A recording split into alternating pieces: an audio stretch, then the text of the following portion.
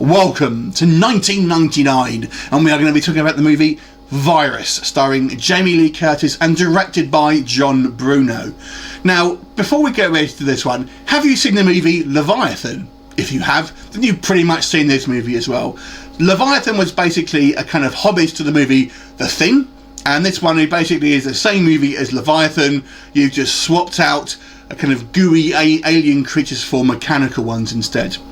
Now the story here focuses on a small salvage ship who have got kind of some familiar faces: Jamie Lee Curtis, Donald Sutherland, William Baldwin, and they kind of come across in the midst of this massive storm this kind of wrecked scientific ship from Russia, and it's seemingly deserted.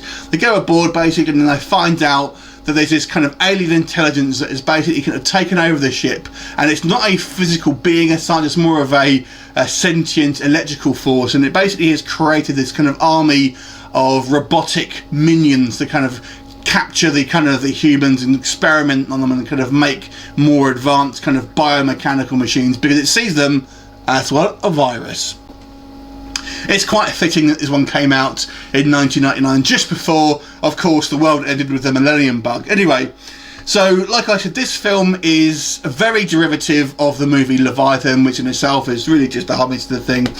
And it obviously suffers because of that. It does feel very kind of unoriginal, and you kind of just going through the motions. Even the various sort of story beats we can kind of see coming a mile off, especially when you kind of watch it today, and this sort of character turns signposted so far in advance. Who's going to live? Who's going to die? Who's going to be an asshole? Things like that all happens. And I have to say, the threat of a mechanical creature rather than a kind of a biological one, for me personally, was a little less menacing. They kind of looked a little goofy sometimes.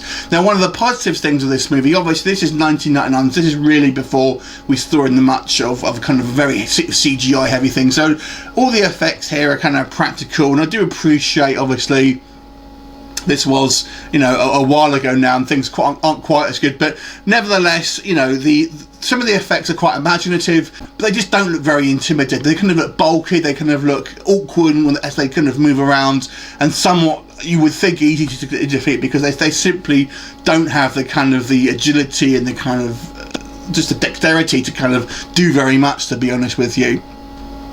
And whilst this is a perfectly serviceable sort of sci-fi horror film, it really doesn't sort of go above and beyond in any respect. Jamie Lee Curtis is obviously very watchable as the kind of the female lead here, and she's almost taking kind of somewhat of a Ripley, Sarah Connor feel. But this film is just flown under the radar for just being pretty much average. It's certainly not bad. You know, there are some kind of hammy turns, especially from I would say Donald Sutherland here, who is kind of turning the kind of the cheese factor up to maximum here.